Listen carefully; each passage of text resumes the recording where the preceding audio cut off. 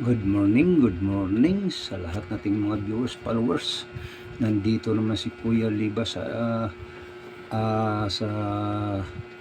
ating YouTube channel, TV.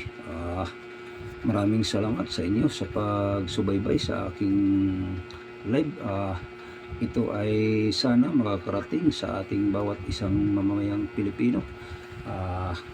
Ngayon ang pag-usapan natin dito sa issue na to ay flood control, no? Ay hindi tayo magsawa dito kasi ito ang sinasabing pinaka-importante sa bayan, no?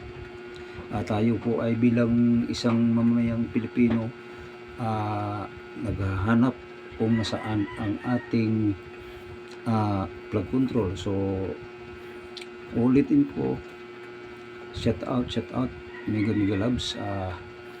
Sana itong live natin ay makakarating o mapansin sa ating mga bawat Pilipino. So ulitin ko, sa lahat na itong mga activities o ginagawa natin, hindi para sa atin kung hindi para sa mamayang Pilipino.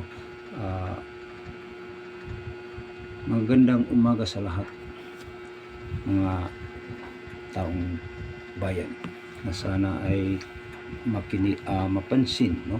So good morning sa lahat taga-subaybay, no? So sabihin ko dito ay ulit-ulit na natin itong sinasabi, mga kababayan.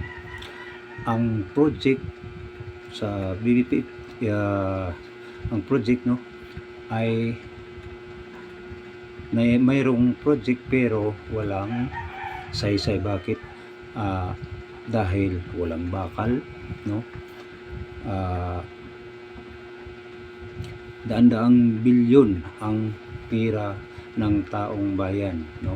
So ngayon, sabi na ni Villanueva na hindi ka isang taon lang, 2 taon, 3 taon na nakalipas, no? Walang walang saysay.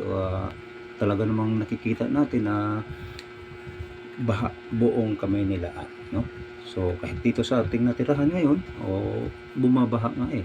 So hindi tayo dito titigil kung hindi malutas itong mga problema sa pangnanakaw sa gobyerno ng nakaraan ng mga administrasyon ng